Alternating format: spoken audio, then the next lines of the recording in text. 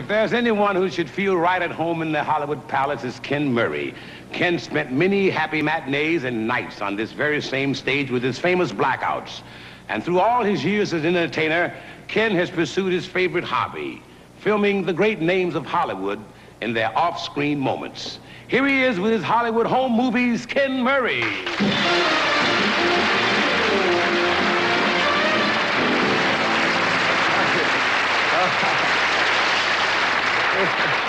Well, this place looks familiar, you know? You must feel very good here on this solid ground. You know, if you don't mind, I'd like to go over and get some popcorn and a very comfortable seat, because this is my kind of entertainment. Well, now, wait a minute. Before you go, would you mind?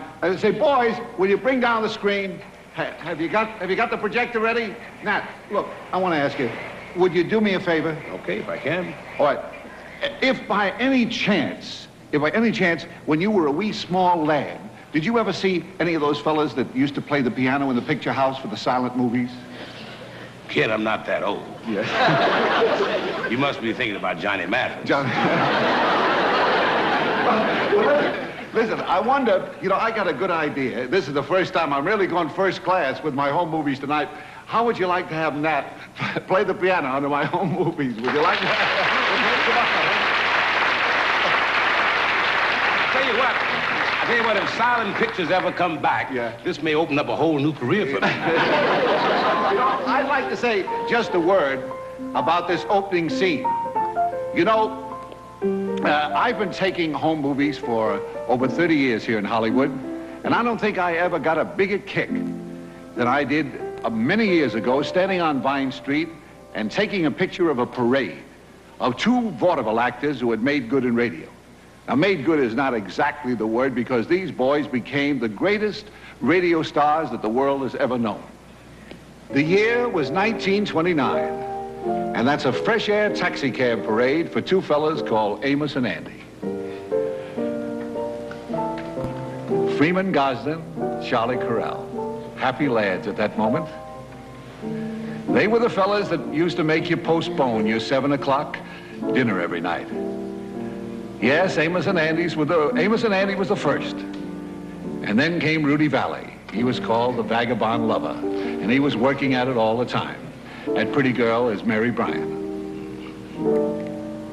And then came old Bing, you know him. Oh, Bingo, the bingo there. Yeah. You know, he's an old friend. He sang at my wedding, you know. He did? What did he sing? He sang, I Love You Truly. Really? Yes. And then I have another friend. Here he is, Eddie Cantor. Nice guy. Yeah. And of course, Burns and Allen. Incidentally, George Burns is going to be the master of ceremonies on the Hollywood Palace here next week. I hope not in that suit, though. And there's Jack Benny and pretty Mary Livingston. Jack was really 39 that day. And all Skinos, there's Skinos. Of course, when you talk about big radio stars, you can't leave out this fella, Edgar Bergen, and his alter ego, Charlie McCarthy.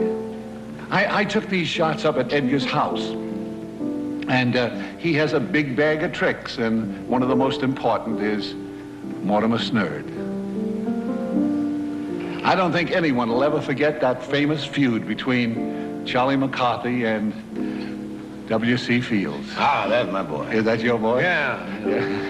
My little chicken. You know, I did a radio show with W.C. Fields once on Hollywood Hotel. That was Luella Parsons' program. There she is rehearsing with Fred Astaire. Luella had the biggest stars in motion pictures on radio. She was the first to put them on. People like David Niven.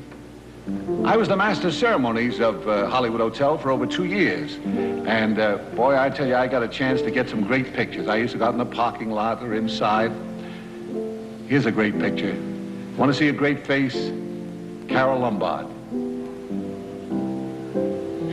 Yes, Luella had some great guests. Guests like Ronald Coleman, Vivian Lee, Laurence Olivier, and Herbert Marshall. You know, I'll never forget this studio. They had the most unusual radio show in there.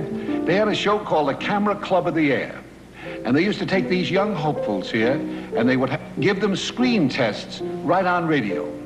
Now, you undoubtedly don't recognize any of those faces, but I'm sure you'll recognize this last girl. 16-year-old Marilyn Monroe.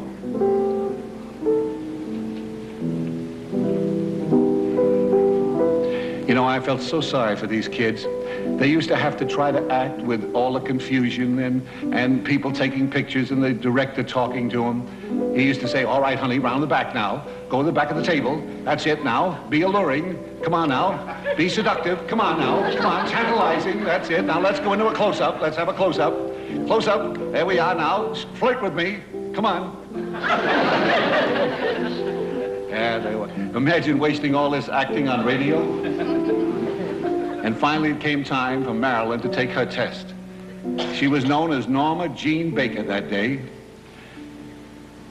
Soon that face would be on magazine covers all over the world. Say, Nat, suppose you were there that day. Would you have picked that girl to become a legend during a lifetime? You know, Ken, I really don't know. Well, I didn't either.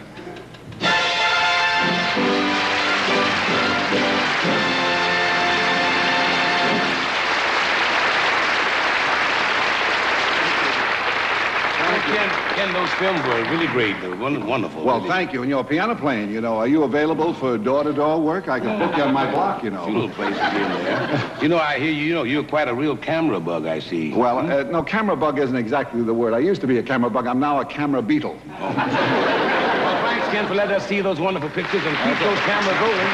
That's great.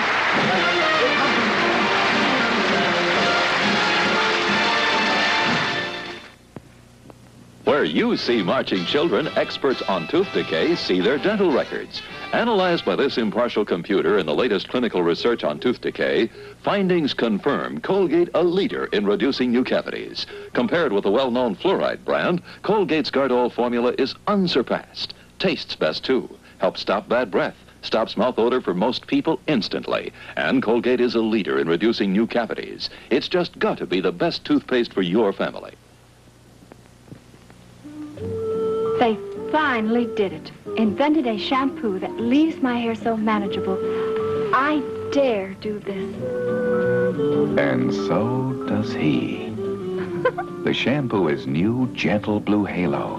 Makes hair more manageable than he'll ever be.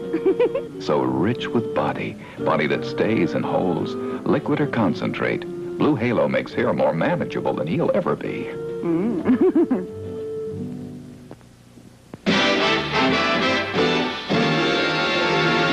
And now, ladies and gentlemen, one of the top entertainers in the business and sole owner of that fabulous splinter, Jerry Mahoney. Here he is, Paul Winchell.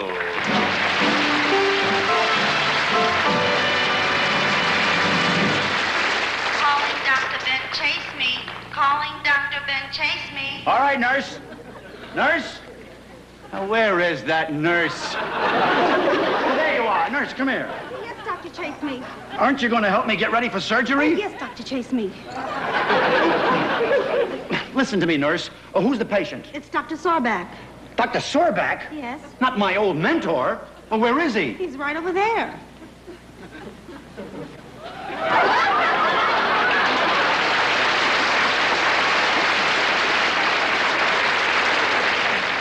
I don't know why all the patients seem to die. Lousy ether. Well, Dr. Sorback, what seems to be your trouble? I'm losing my hair. Losing your hair? Well, let me take a look. Let's see what we have here. Only my hairdresser knows for sure. Just lie down and let old Dr. Chase me take care of you. Would you please hand me the mirror? I'll take care of you in no time. And as soon as... How much do I love you? Oh, no, what a ham. Hey, where did you say you studied medicine? Well, I spent 2 years with the Mayo brothers. And 3 years at Warner Brothers. I'm kidding. Now, wait a minute. Will you wheel that thing over, please? Let go of me. Now, look, Dr. Sorback, there's nothing to worry about. Why, I'm a wonderful doctor. Why, this week I delivered twins, triplets, quadruplets, and now... Sorry, kid, your winning streak is over. Will you please? No, I don't want to. Listen, oh, am I glad you got... Yeah! Down, boy, down, boy. Now, take it easy. What is this? It's a model I've worked on for 3 years. She couldn't take it, huh?